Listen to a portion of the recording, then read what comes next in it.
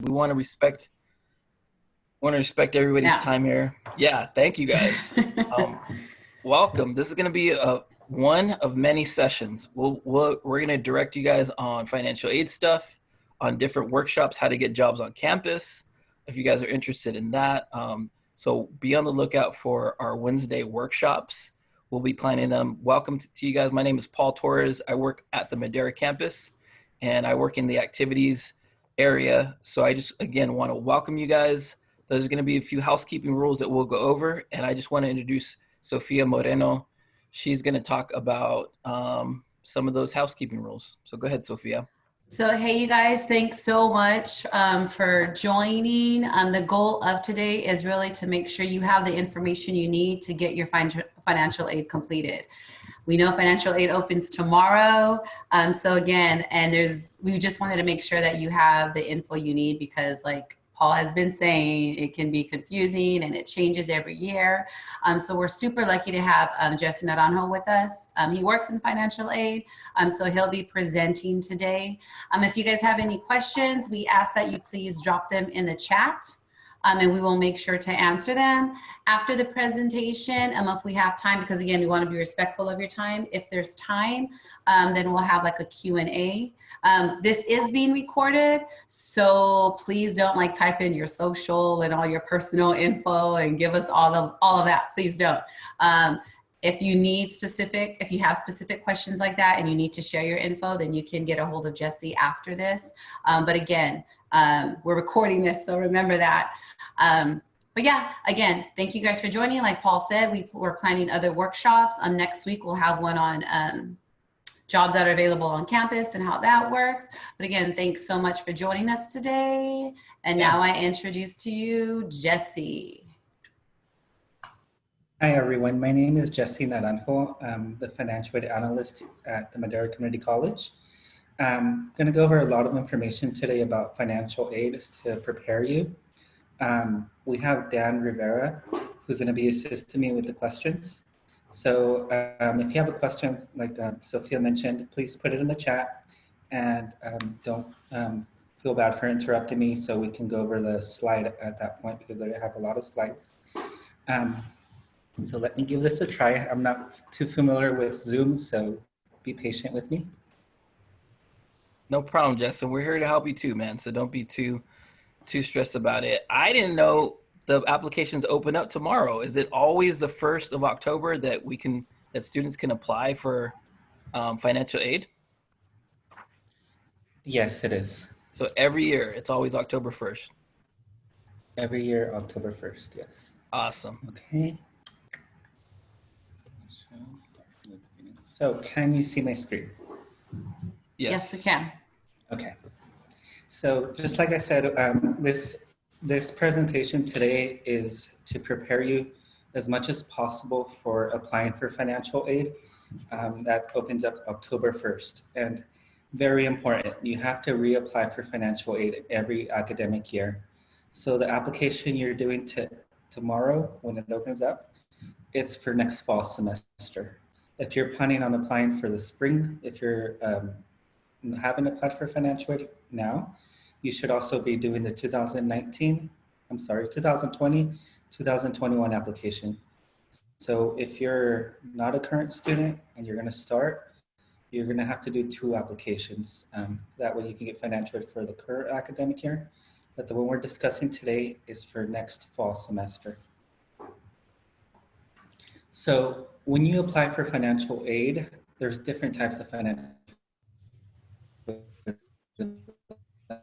the schools grants, and as long as you're meeting the requirements, you're passing your classes, getting at least a 2.0 GPA, and completing 67% of your units, which I'm going to go over in another slide,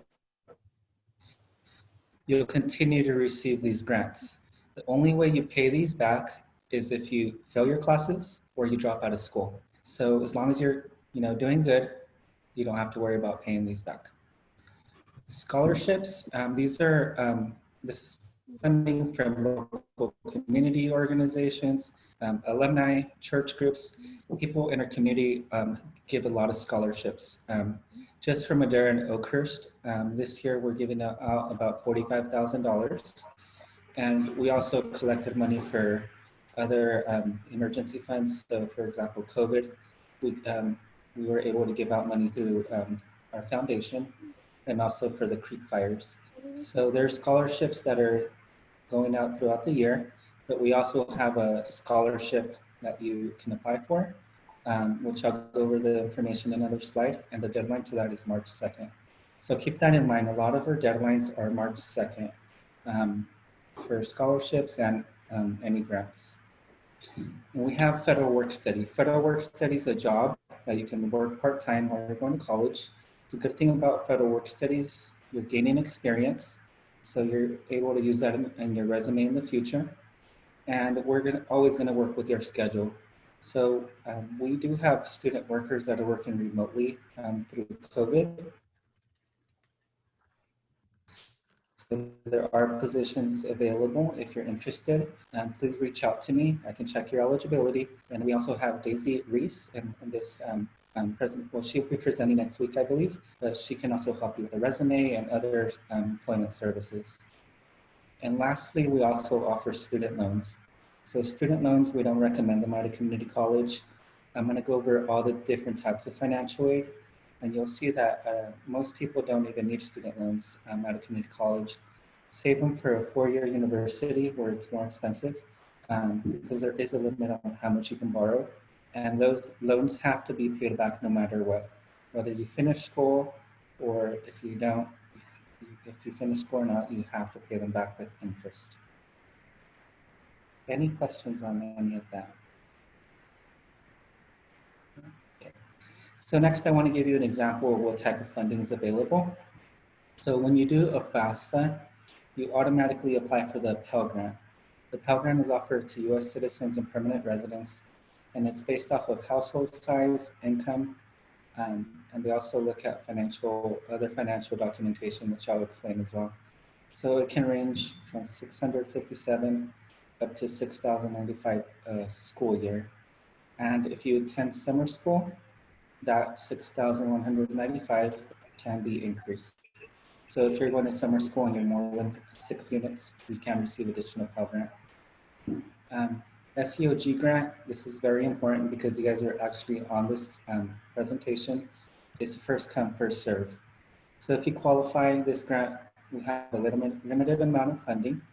And if you apply early and you're eligible, we give it to you. There's no additional application. You just do your FAFSA and apply early, and there's a possibility you can get SEOG.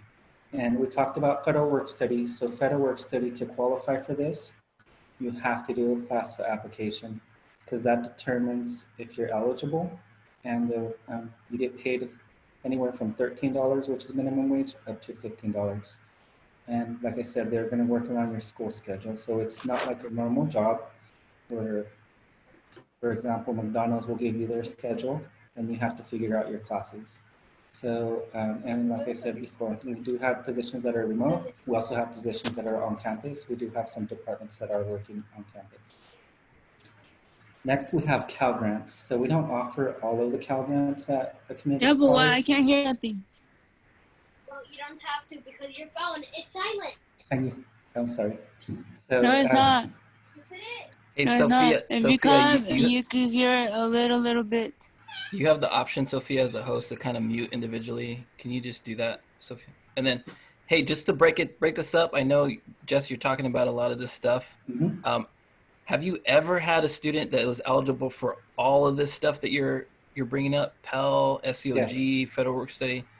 Wow. Okay. Yes, we have a handful of students every school year. Almost everything that's going to be listed up on these next two screens. So like I mentioned before, Cal Grant A is at a four-year university, so we don't offer that, but we do offer Cal Grant B. Cal Grant B, the minimum requirement to receive that is a 2.0. And awesome. Cal Grant C, there's no GPA requirement. This is for students that are doing the technical program. So for example, we offer the LVM program or the manufacturing. You can apply for Cal Grant C, even without a GPA. We also have success grants. Success grants are based off, if you're getting the Cal Grant, first of all, they're going to be attached to the success grant, and they go based off enrollment. So if you're taking 12 units or more, you get an additional 2,000. If you're taking 15 units or more, you can get up to $6,000 in success grants. So it just depends. It's case by case. I'm just trying to give you an example of what you can apply for, so you take advantage of all of these grants. And then you'll see some of these that are only offered at a university, like the Middle Class Scholarship, State University Grant, and the Blue Ribbon Opportunity Plan. The reason I list them on here is because most of students that go to community college transfer to university. So you want to make sure you reapply every year, because you can receive those at a university. But if you miss the March 2nd deadline, you can lose out on those grants. And just to be clear, when I sign up and fill out the FAFSA application, that will determine which of all this aid that I'm eligible for as a student, right? That's correct. Okay, so all these students need to do is make sure they're filling out that application, right? Yes, and with the Awesome. exception of Cal Grant. Cal Grant requires a GPA, which you fill out a form and you send it to the state of California. It's a one-page form, you sign it, and you verify either your high school GPA or college GPA, which we can verify that if you have 16 units or more. We do that automatically for you. We send it electronically. Awesome. So the state of California has a law that gives students who are undocumented who qualify for AB 540 state grants. So if you're undocumented but you attended 3 years kindergarten through 12th grade, or 2 years of adult school, you can even use 2 years of community college, you qualify for AB 540, and AB 540 will allow you to get any state grants. So Cal Grant, the fee waiver, Chafee Grant, which is for foster youth. So those state grants, students who are undocumented can receive those. Great, and I see your question, Abigail, about applying for Cal Grant C and not knowing how to apply. That's all taken care of once they fill out the FAFSA form, right, Jess? Or yes, Cal okay. Grant C doesn't require a GPA form. So all you have to do is your FAFSA before March 2nd, and you automatically apply for Cal Grant C. But remember, Cal Grant C is specifically for a program that's a short career technical program. So you have to be in a program that qualifies to receive that. So next we have scholarships applications. This year we're giving out about $45,000 in scholarships just at Madera and Oakhurst.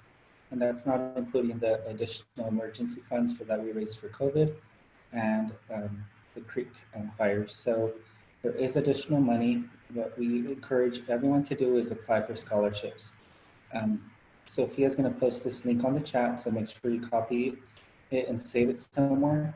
Put it on your bookmarks if you can, because you can apply it every year. We have students that think that because they got a scholarship last year, they can't apply again. That's not the case. And every year we have students that receive multiple scholarships because we don't have enough applications. So you want to make sure you apply, even if you think you're not eligible for a scholarship, you should apply anyways, because it's going to take you 30 minutes to an hour for one application. And this application will apply you to all the scholarships we offer at Madera and Oakhurst. It's not doing multiple applications for each scholarship. It's one, and the system automatically matches you to all the ones you qualify for. And for those of you guys who are here today about knowing about scholarships, I kind of was the MC for the scholarship night. And let me tell you, there are some students that walked away with multiple scholarships because, again, there's money out there. It just takes you sharing your story and filling out the application. It's not very hard at all, but this can be an opportunity for you guys to get scholarship money that you guys can put towards whatever education needs you have, like gas money, books, anything and everything that has to do basically with you guys going to school. So make sure to fill out these scholarship applications because there is a great opportunity for you guys. You don't want to miss it. And I also, I see that there's some dual enrollment students from Madera High. Just so you know, you can also you can apply for these scholarships too. You plan on coming to awesome Madera Community College in the fall, then for sure take advantage and apply for these scholarships. You guys are eligible as well. You have the link that I just dropped in the chat, but if you have any questions or need help with creating your account or anything like that, please just reach out to me. But again, for those high school students that have joined us, thank you, but you are also eligible for these scholarships as well. So please apply. So here are the requirements for scholarships. You have to have an application completed for admissions. You have to activate your student email. So it's very important because all financial aid communication is sent to your SCCCD email. It's not sent to your personal email, not to your Gmail account. Make sure you check your college email. And then we do have scholarships that require financial need. So you want to make sure that you submit a FAFSA or a DREAM Act application. And the next step is creating an account through Scholarship Manager. Scholarship Manager is the software that's going to match your application to all the scholarships that we offer. You will need some information to upload. So if you're currently in high school and you have not completed 12 college units, you'll have to submit your high school transcripts. If you completed 12 units or more at a college, you can submit your college transcripts. And then you're required to do a letter recommendation. So you're required to get at least one letter recommendation. But I always recommend get at least 2 or 3. You can upload up to 3 letters of recommendation. And the last step is writing a personal statement about yourself. And I included the questions, an idea what the questions are. So they're gonna, the donors are going to want to know about your family history, your background, your educational goals, what your career plan is, if you volunteered or have any community service, if you are part of any clubs or activities that you participate in, if you received any awards or special achievements, if you have any hobbies, and then any other autobiographical information. And don't be scared to open up because this information is not shared with anyone and it's all confidential. The donors will be reading this information and they want to make sure that it's going to a student that's going to benefit from this money. So make sure you do a good job on these questions. Go to the Reading and Writing Center, have them review your statements. I recommend that you type them on Microsoft Word, and then you can just copy and paste them onto the website. So that way everything is correct and you don't miss anything, because it's really easy to miss something when you're just typing in a box on a website. So these are the applications websites for financial aid. So residents, and we have the DREAM Acts for undocumented students who qualify for AB 540. If you are a permanent resident, don't complete the DREAM Act, should be doing the FAFSA, and don't do both applications. We can only give you financial aid with one application. The only reason there are a few cases where the student is undocumented and they become a citizen or a permanent resident, then they can apply for financial aid. But those cases are rare. So if you have any questions, if you're in that situation, contact our office so we can help you through the process, so we can transfer all that information to the new application. If you're doing a FAFSA, we highly encourage that you apply for an FSA ID. An FSA ID allows you to sign your financial aid application electronically. It also allows you to link your tax returns to the FAFSA if you file taxes with the IRS. And if you're a dependent student, you'll also need your parents' signature on the application and your parents' tax information. Your parents can also create an FSA ID, and they can download their tax information and also sign the financial aid application electronically. By doing this, our office will actually request less documents from you. So we were not going to ask for tax returns because it's already linked through the FAFSA. And if Sophia, if you can post the link if you haven't for the FSA ID. So this would be the first step before going to the FAFSA website. You should have an FSA ID to log on to the FAFSA. Now, if parents are undocumented or not U.S. citizen permanent residents, they cannot apply for an FSA ID. So if they have a TIN number to file taxes, the only way to sign the FAFSA is going to be by filling out a paper form and mailing it to our office or to the Department of Education. Hey Jess, my ears. Go ahead. I was just gonna say my ears went up when you said this is the first step, and I know your office probably gets a lot of calls on how like the confusion of the FSA ID. So I want to make sure from the group, is everybody clear that they understand that they know this is the first step to start the application for financial aid, right, Jess? Yes. So this is the login. We call it the FSA ID. But this is where you create your login to sign into the FAFSA, and you can only apply once. So you can't. If you forget it, you'll have to reset it. You can't create a new one. So this would be the first step. Okay, and what happens, what would you suggest to the group if they get in, this populates and they forget their ID and it just things go wrong? Who should they reach out to for help? So with the FSA ID, because you're signing government documents, you have to contact the Department of Education to get help to reset it. We don't store any of this information at our office because, like I mentioned, you can sign loan documents with this. You can sign financial aid applications. So this And you're breaking up a little bit, so you Jess. shouldn't share it with anyone. And the only way to reset it is to contact. Okay. No, so this information should not be shared. The only way to reset this is to contact the Department of Education. If you go to the website, they do have their contact information to reset. Yeah, and just so that everyone knows, I've had trouble with this as a student, and an older student as well. So it's important to start early. So again, we're glad that you're here listening to this presentation. Just so you know the urgency on filling out the FAFSA early, because if something like this happens, then it takes them a while to email you a different ID. So thanks, Jess. Excuse me. So we have a lot of students that ask this question: do I need my parents' information on the financial aid application? So there's cases where students, live on their own, they have their own job, and they feel like they're independent from their parents.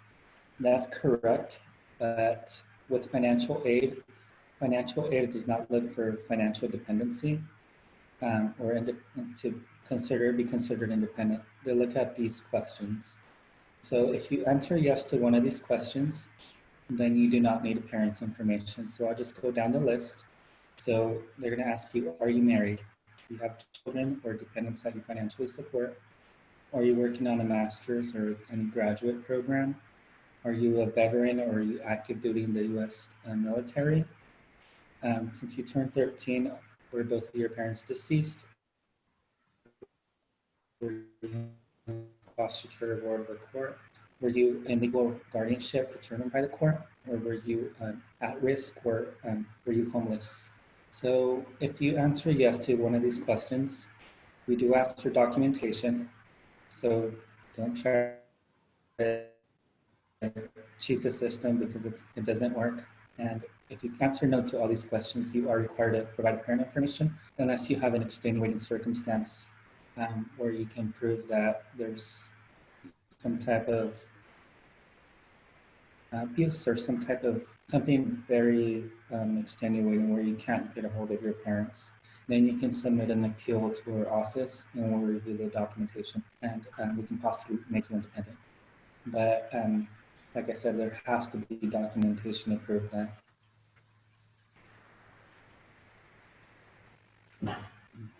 So here are the documents that you'll need to apply. So when application opens up tomorrow, make sure you have your social security number.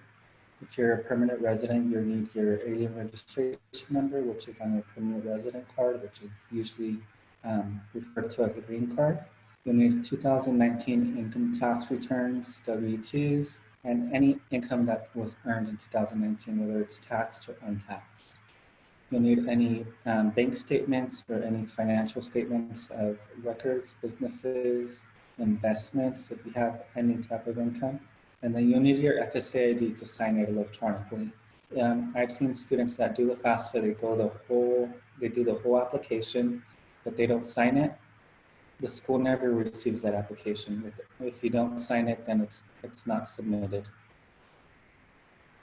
So Jess, when we go through and students go through and they sign it, like how do they know it's all complete? You'll receive a confirmation email.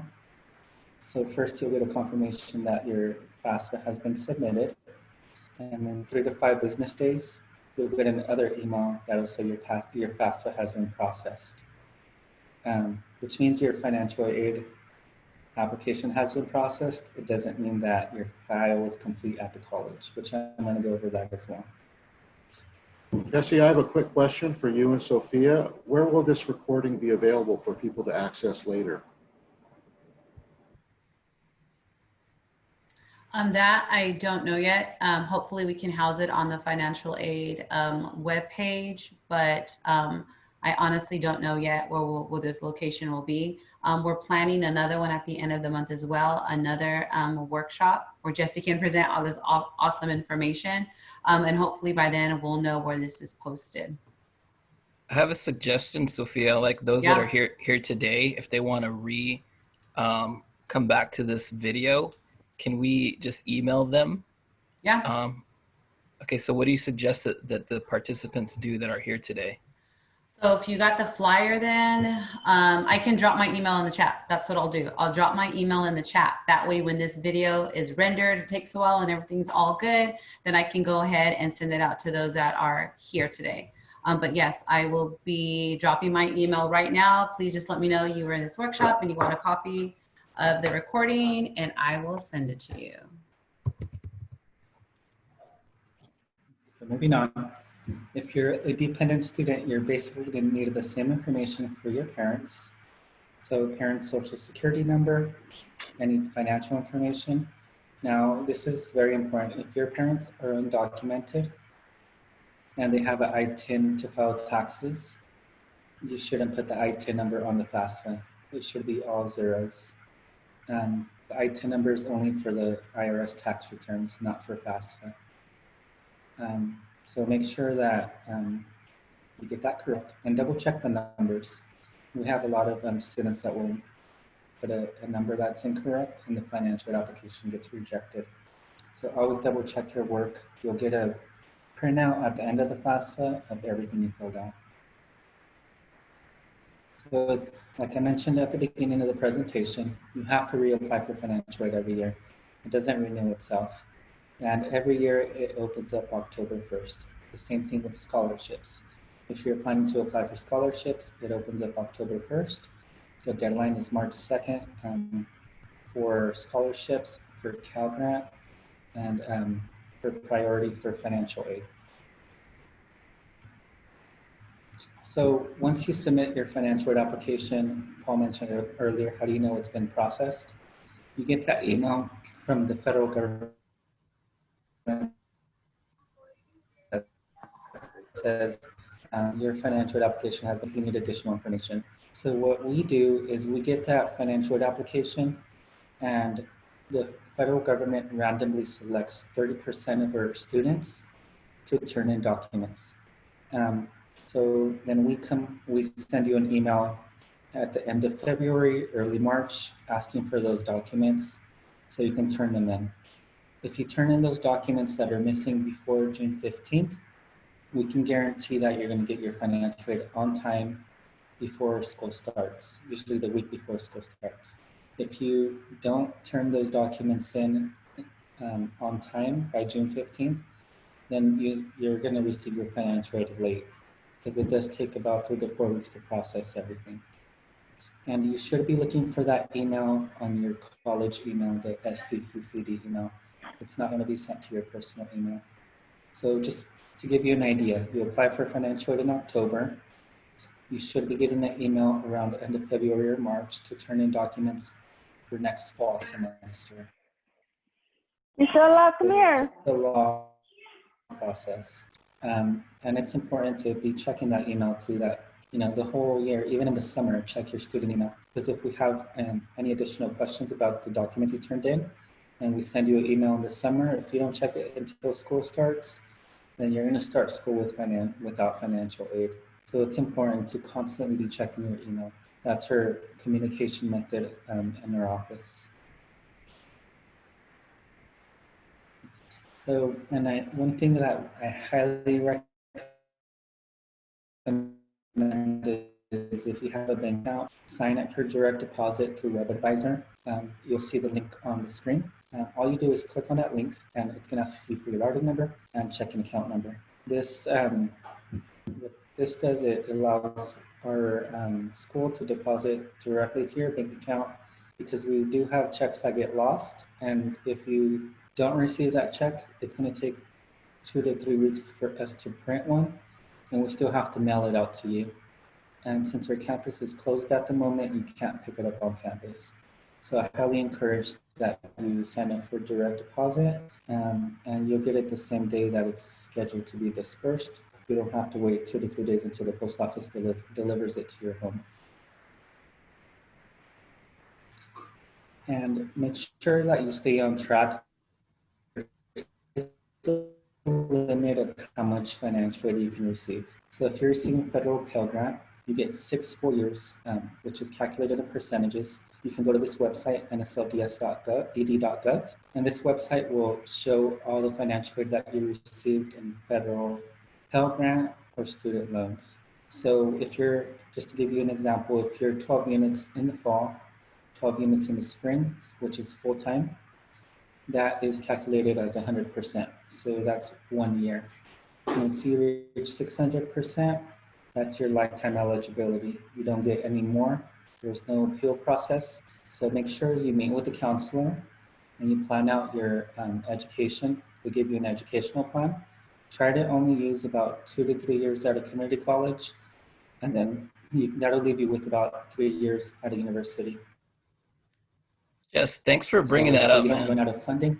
Yeah, you don't run out of funding when you're senior year at a university. Yeah, thanks for bringing that up. I think that's important because as a student, I didn't know that there was a limit to financial aid. So I think what you're saying is super important. Like if you know you're going to transfer out to a state college or UC after Madera College, check to see how much financial aid you have left if you're eligible for that. So, and this website is kind of like you guys checking your account. So the NSLDS website that's provided there, go in, be familiar with that. It'll show you how much financial aid you've used thus far, and then also help you keep on track for the future years. Yes, and then Jesse? Yes. Jesse, we had a question in the chat that sort of has to do with Pell Grants. The question was, if a student is awarded a certain dollar amount in Pell Grants, can they put it on hold and use it later for when they get to a more expensive school after transfer? Yes, I was going to get to that. So you do have the option to put it on hold. So you can put all your grants except your fee waiver on hold. And we have students that will take advantage of this, and they'll apply for federal work study. They'll apply for scholarships. They'll apply for other funding that does not run out. So you can definitely put these grants on hold. The Cal Grant, I believe it's 4 years that they give you. So we do have a lot of students that don't need to use the Cal Grant at a community college. So they'll put it on hold and they'll use it at a 4-year college. So we have a form on our website. It's called a request for revision form. And you can fill that out, send it to me, and we can put your grants on hold if you don't want to use them. But remember, you only get Pell Grant until a bachelor's degree. You can receive Pell Grant an additional year if you're doing a teaching credential. But typically, once you get your bachelor's degree, you don't receive Pell Grant anymore. So make sure you use it all. So plan it out. Use about 2 to 3 years, like I said earlier, at a community college, and save the rest for university. Does that answer the question, Dan?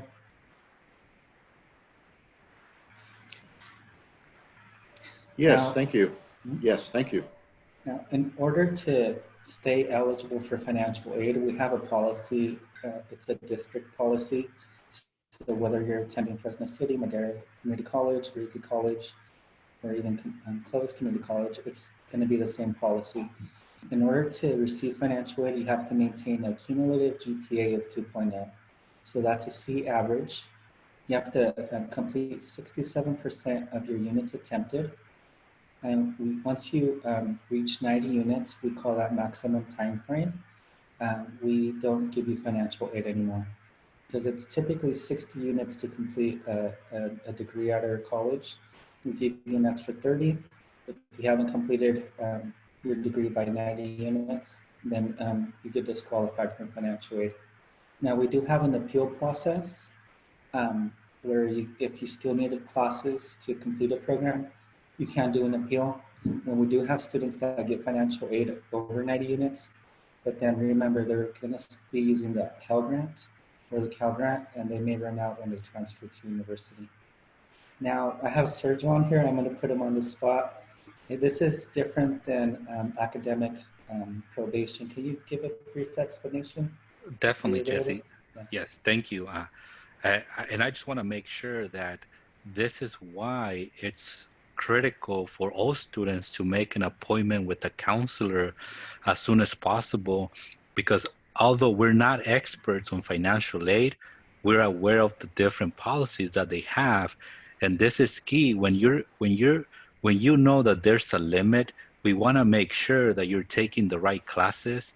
So when you meet with the counselor, we're going to complete a student educational plan, and the student educational plan is going to map out all the courses that you need to complete your goal. So this way, we're making sure that you're not getting close to the 90 unit and that you're only taking the courses that you need to achieve your educational goal. Probation, Jesse mentioned academic probation. Academic probation is when those students have a minimum GPA or below a 2.0. So you take 12 units and your GPA falls below a 2.0, then you're going to be placed in academic probation. That's one.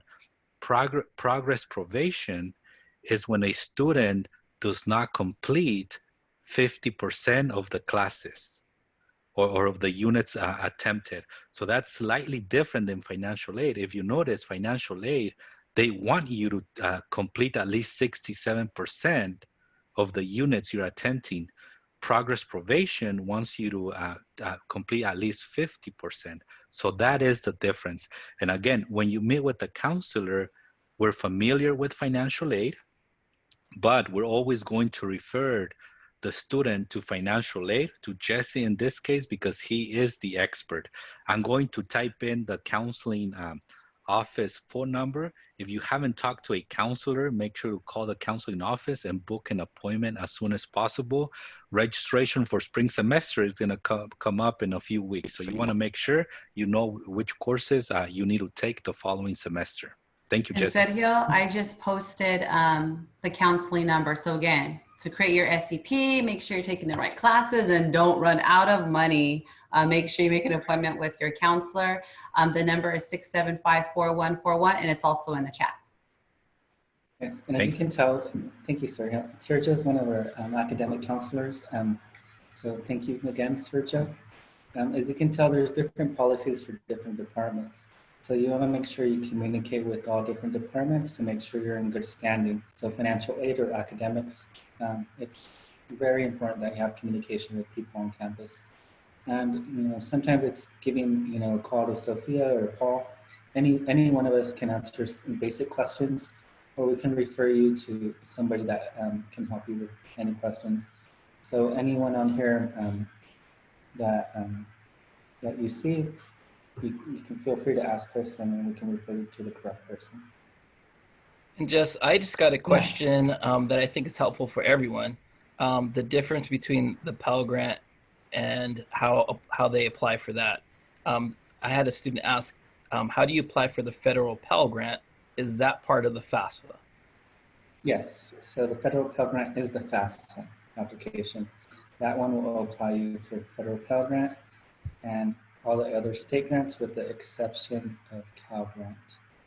Cal Grant, you'll have to do a GPA form, which I can show you right now. Once we're done with this presentation, I can show you the Awesome. form. Thank you, It's really sir. simple. It's one page. Fill it out, email it.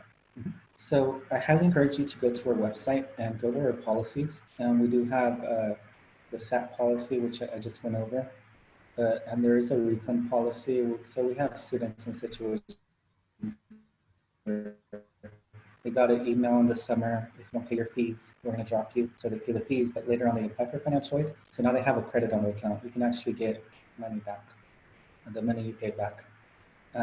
There's a repayment policy. So as I mentioned earlier, if you drop out of school or get all Fs, you may be subject to repayment. So make sure you read that. There's also a repeat policy. So if you take the class a third time, you don't get financial aid. We can only pay for the class 2 times. So all these policies are listed on our website. Please go to them, get familiar with them.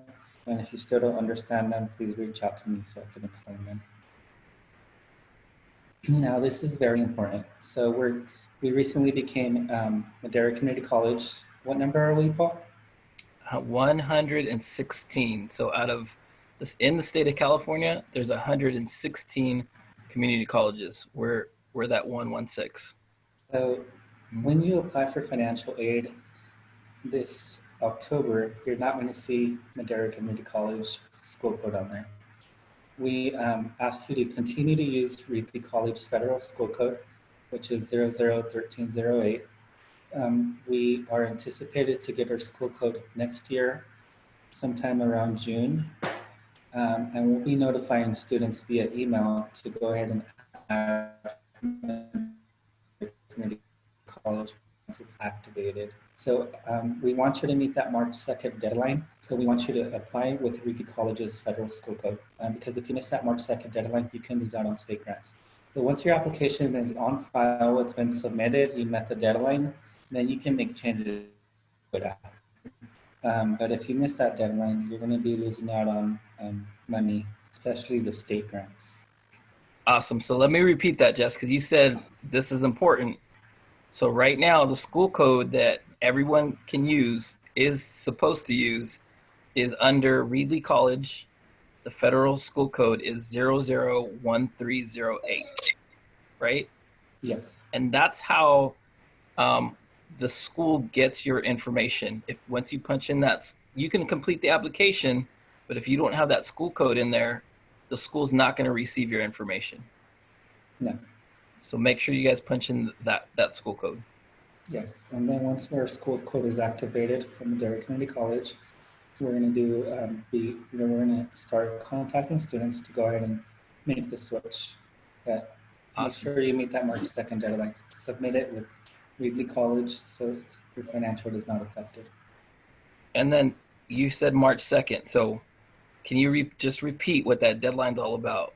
What's March 2nd? March 2nd is the deadline for scholarships and also for state grants. So if you're going to apply for Cal Grant, you want to meet that March 2nd deadline because if you wait after that, it's more competitive to receive those state grants. So tomorrow, students can fill out the FAFSA, and then March 2nd, if they don't hit that deadline, if they haven't filled it out by March 2nd, the FAFSA, then they might potentially miss out on other things, right? That's correct. Okay. So Paul, remind me one more time, when is a scholarship deadline and a FAFSA deadline? Yes, we can start filling out our FAFSA application tomorrow, and then if I haven't filled it out by March 2nd, then I'm missing out. That's the deadline, March 2nd. Jesse, is the DREAM Act application on March 2nd as well? Yes, it is. So financial aid, DREAM Act, remember, it's a state application, so it gives you state grants. The deadline is March 2nd for the DREAM Act as well. Awesome. You guys need to tattoo that on your arm, March 2nd. We need t-shirts made. March 2nd, March 2nd. Okay, so now we're going to open this up to any questions. I know I covered a lot of information, and we hope to post this online soon so you have access to this PowerPoint. But if you have any questions that I can answer, please, like Sophia said, don't give out your personal information because we are recording this and there are a lot of people on this call. But if you have any general questions, feel free to ask them. If you have any personal questions, there's my contact information. Jesse, Yes. we had a really good question in the chat that I'm sure a lot of people have. It's how do they sign their verification worksheet and turn it in via email? That's a very good question, Dan. So at the moment, we're accepting documents scanned to us or faxed or mailed. So you do have to print them and sign them by hand, and then you can send them via email. We have, we don't have a scanner. There's apps, mobile apps for phones that do scanning, like Adobe Scan. You can fax it, or you can mail it to our mailing address. Just make sure you put your student ID number on the forms. If you don't put your student ID number, sometimes we don't know who it belongs to. Also, if you're contacting me, if you're sending me an email, I get about 50 to 70 emails a day. Please put your student ID number on the email because I'm just going to respond, I need your student ID. And I might not get the second email until 2 to 3 days later. So it's very important that you start putting your student ID number on all your information that you submit to us. Thanks, Jess. Jesse? I'm sorry. Yes. I'm sorry, Dan. Just because he broke up a little bit in explaining that, I just want to just recap. Right now, they can download an app, right, on their phone to scan and email it to you, right, Jess? I think he got frozen. Yes, but Yes. the form still has to be printed. They still have to be The form printed. has to be printed and signed by hand. Yeah. Gotcha. So make sure to find a place to print out those forms. I'm not sure if our library services are available for that. But again, make sure the forms still have to be printed. You have to sign them, and then you can then use your mobile app to send them in, or you can fax them in. And just so you guys know, you can go into the Google Play Store, and if you just do like Adobe PDF scanner, you can download it into your phone. It's super easy to use. You just take a picture of it, and then you can save it to your phone. That way you can attach it as an email. I'm not fancy. I don't have an iPhone. I don't even know what the iPhone little store is called, but I'm sure they have the app there as well. But again, it's the PDF. You just put Adobe PDF scanner, and the app will pop up, and you can download it. Also, Jesse, correct me if I'm wrong, but if students need to email you, it's important they email you from their college email account, not their personal or Gmail. Is that correct? That's correct. Yeah, because for security purposes, if you email for Jesse, security purposes. if you email somebody from your Jesse from your Gmail, he doesn't really know it's you. So make sure to email him from your State Center Community College District email. Jesse, we had another couple of questions for the FAFSA that opens tomorrow for 21-22. What year's taxes do they need?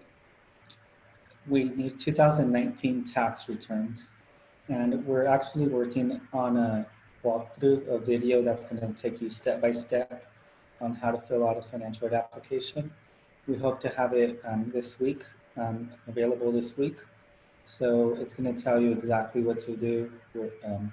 But you need 2019 tax returns.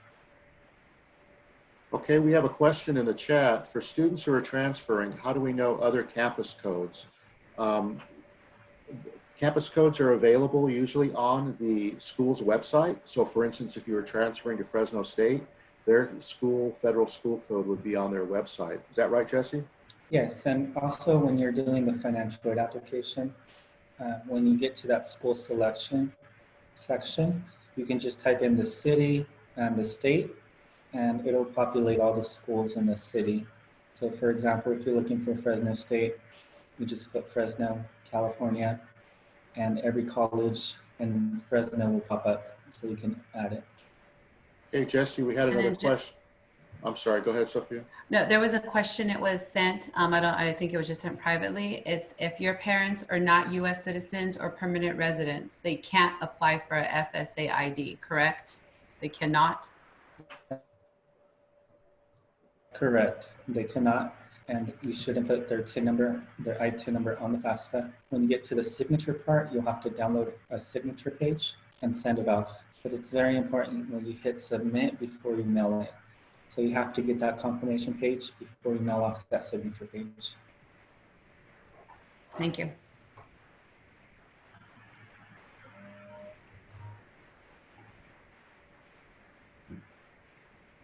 Go ahead, Dan. If you had more questions, you can answer now.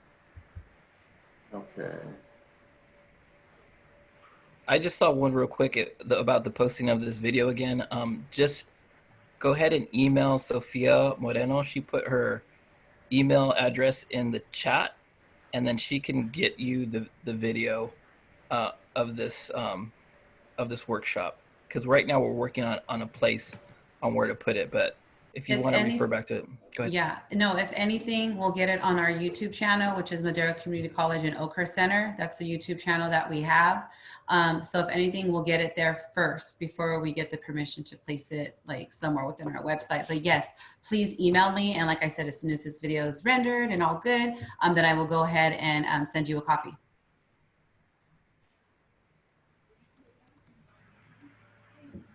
Dan, do you have any more questions in the chat that you have for Jess? Yeah, well, let's see, I'm typing right now. Let's see. As Dan's looking for a question, Abigail, thank you. Abigail said the PDF scanner on an iPhone is in Notes. And again, I don't have an iPhone. I don't know what that means. But again, she says it has it on Notes. So you're able to scan and create your PDF on your iPhone. I'm going to put, for Jordan, I'm going to put Sophia's email in. It's in several times in the chat. But if you need to contact Sophia, it's in the chat. I have a question, Jesse, that was posted in the chat.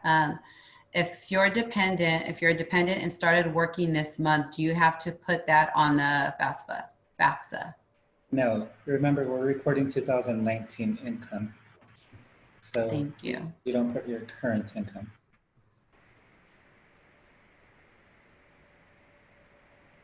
Great. Let's keep these questions coming.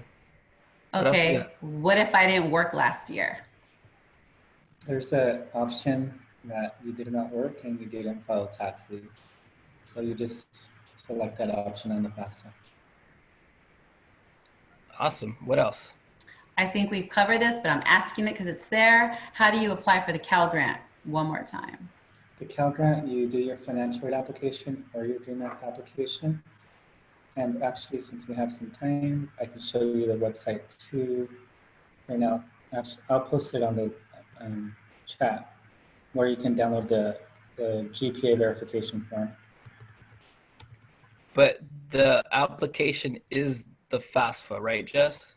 Yes, but if you're applying for Cal Grant A or Cal Grant B, you need to submit a GPA. So it's a PDF form. Yeah, so let me get that. Give me 1 second. Gotcha. Where do they find it online? And does it ask them when they're filling out the FAFSA about the GPA? No, it does not.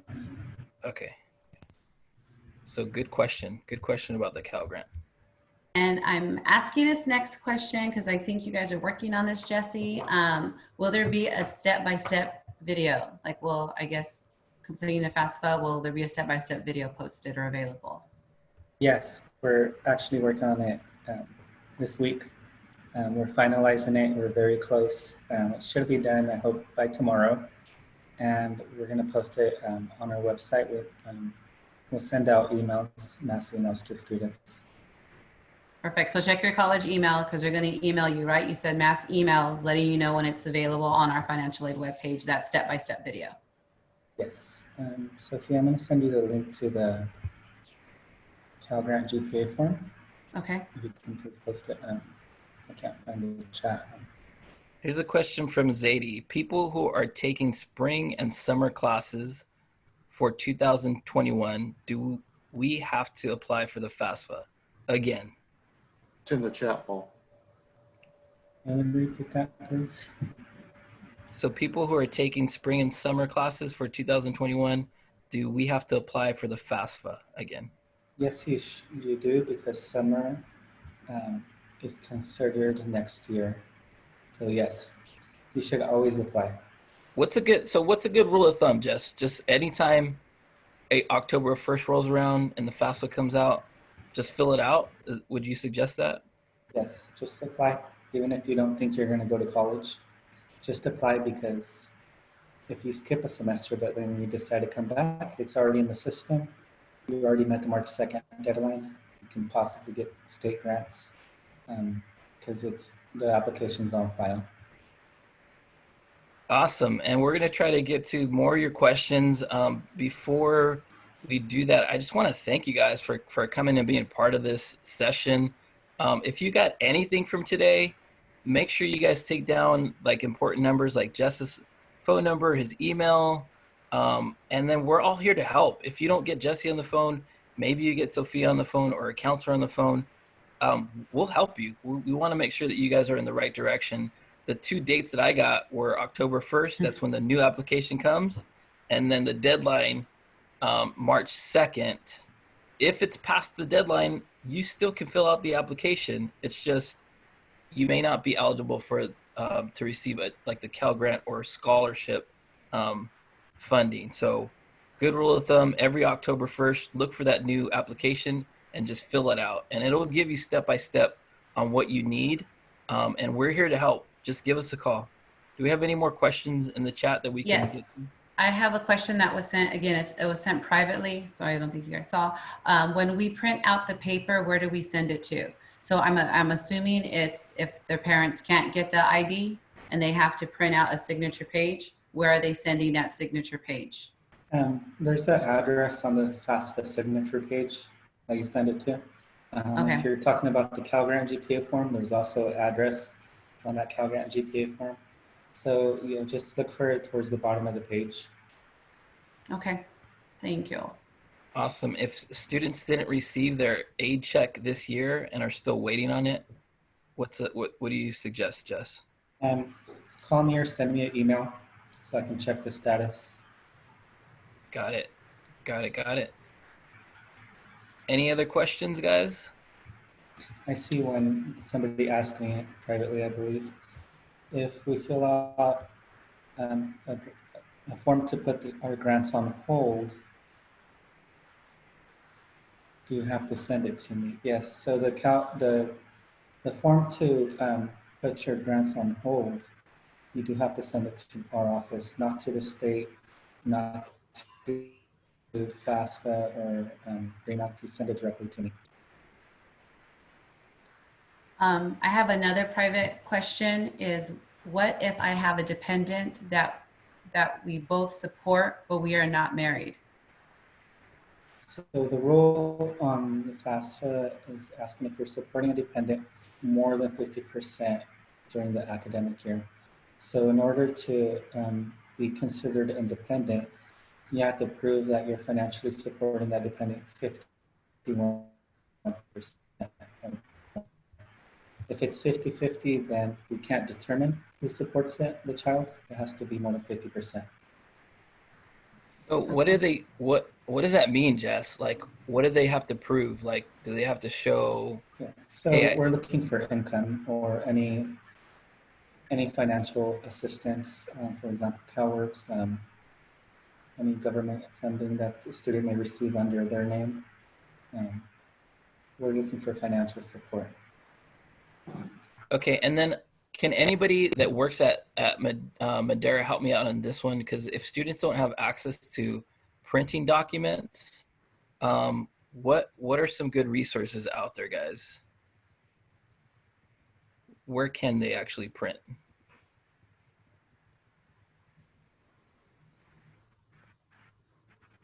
Anybody know? I don't know what's open. I know. Things are changing out there with the whole COVID situation. You know, we might have our library services available. I know that they're there for checking out resource books. So that's a good question. I just found an email from our librarian. Oh, good. So I'm just going to read it. As an update, the library is open for library to go services on Tuesdays and Thursdays from 12 to 4 p.m. Awesome. Yep. There's a suggestion for Office Depot out there in print. I believe they're still open.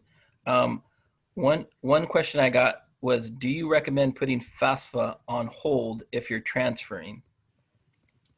What would you say to that, Jess? It depends how much you've used. So remember, it's 6 years of Pell Grant. If you're over 3 years at a community college, so if you go on the NSLDS and it's 300% or more, then I would encourage to put it on hold. So you have money at a university. Remember, once you run out, your only option is going to be student loans or scholarships, which at a university, it's more competitive. We're still considered a small school, so we have, money to give, but at a university, it's very competitive. Yeah, so check your account. You can do that in the NSLDS. 300% is like 3 years that you've used the Pell Grant so far. Okay, so don't let the percentage scare you. If you see like 200%, that's only equivalent to 2 years of financial aid. So be familiar, and with the NSLDS website, you can go check your account today. And I'm getting private question or messages, and the questions are like, how do I get help? Unfortunately, I wasn't helped last year. Jesse's contact information is on the screen. I recommend just grabbing your phone and taking a picture of it. That way you have it with you all of the time. So you have the telephone number and you have their financial aid email as well. And like what was mentioned earlier, best way to get a hold of financial aid would be through email, and just make sure that in that email, I know you're using your college your college email, of course you are, but make sure to include your telephone number and your college ID number in that email as well. But again, I really recommend just taking a picture of the screen we have up right now. That way you have his contact information available. Thank you. And do as much as you can. So the first part of the application is just your name, address, phone number, email. Fill out as much as you can. As soon as you get stuck, you can contact me. FAFSA also has a line that you can contact. So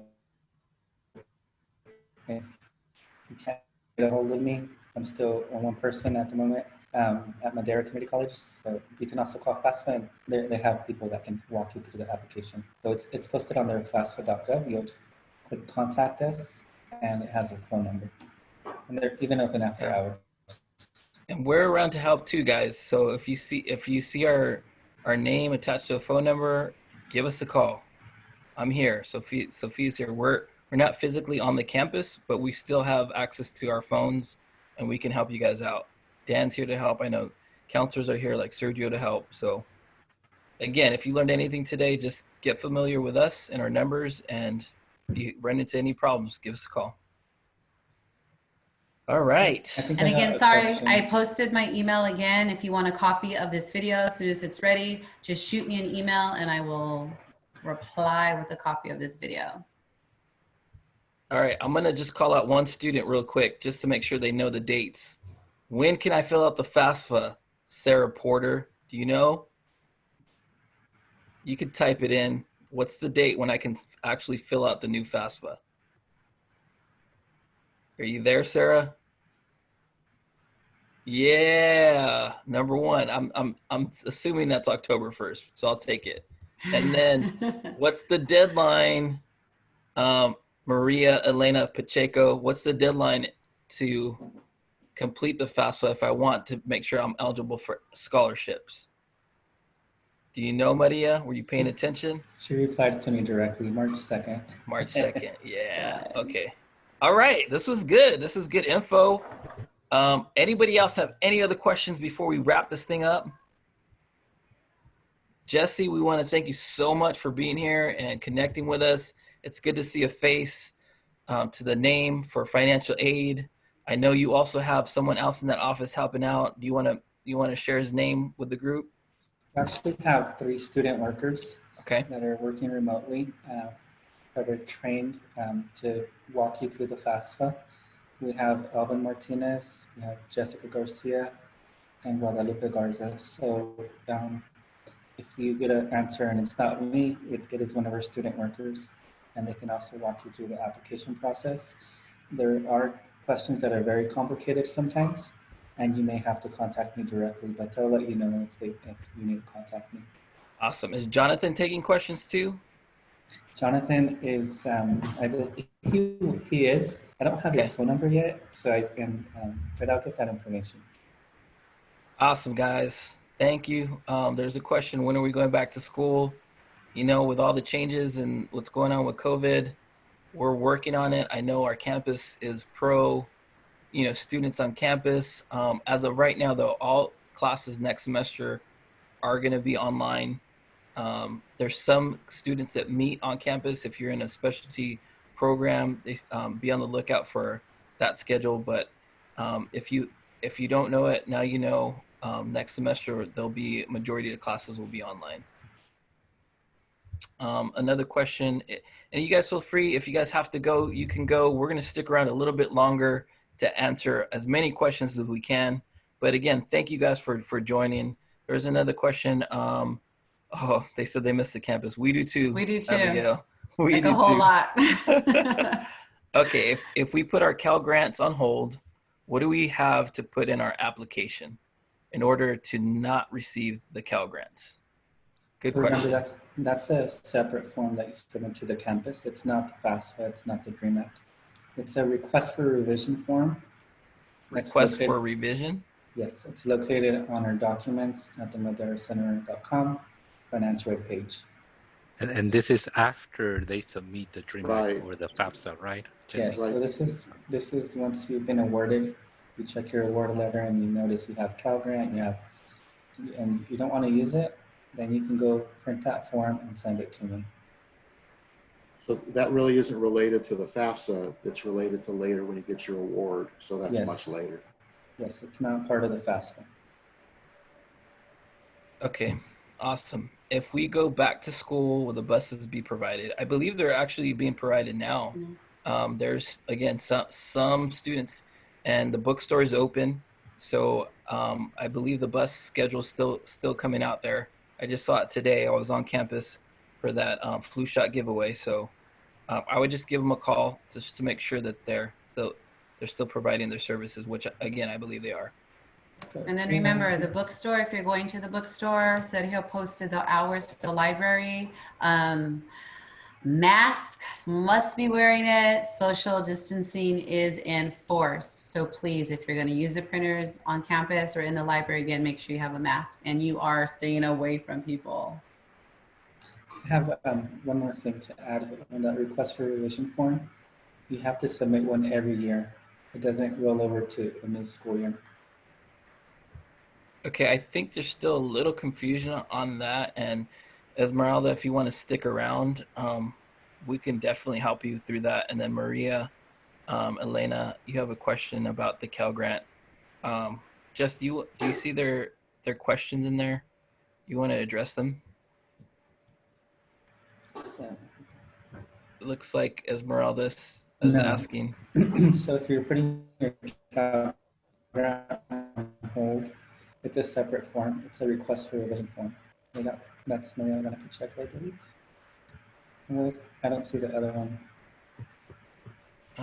Let's see. She was asking if you're referring to the FAFSA. Oh, do we only have to apply to one of them? Yes, so the FAFSA is for U.S. citizens or permanent residents. The DREAM Act is for undocumented students who qualify for AB 540. So who attended a California school, kindergarten through 12, or adult school, at least 3 years combination.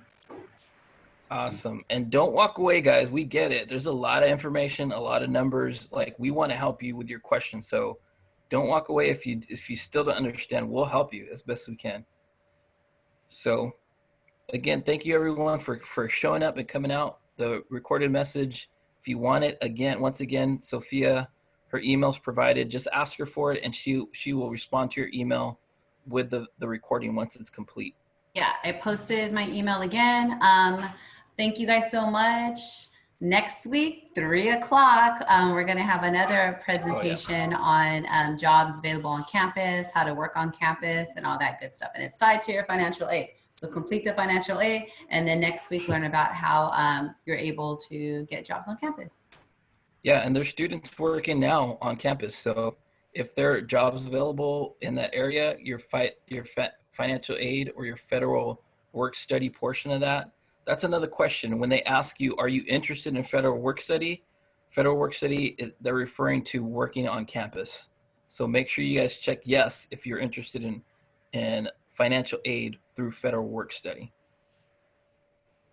And the question in the chat, will there be meeting info for next week's workshop? Yes. So tomorrow we hope to send out all the flyers. It'll be in Canvas again, social media. We'll send out to your instructors. But yes, we will be sending that information shortly.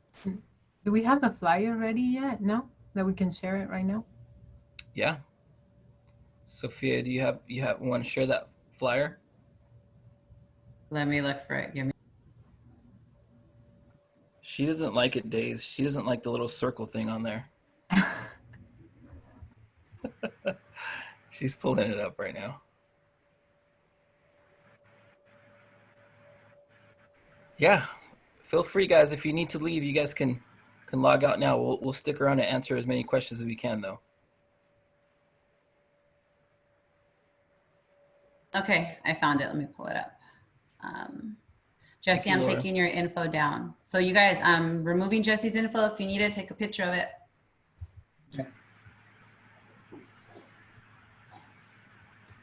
All right. Okay, so this is the flyer for next week. Earn while you learn. You can see it, right? Yeah, how come it shows white? I don't know. That's how it appeared for me. So it is next week at 3 o'clock. The Zoom link is here. Here's a QR code.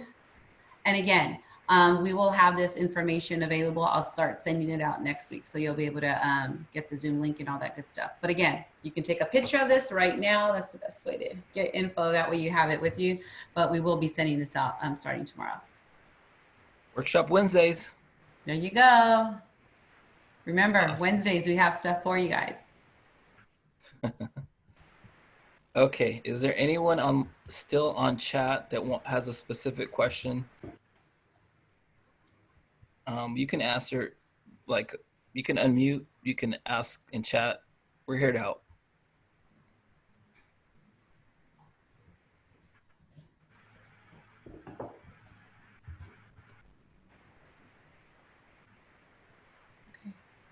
Like I'm going to stop the okay. recording that way if people have questions. Yeah, no problem.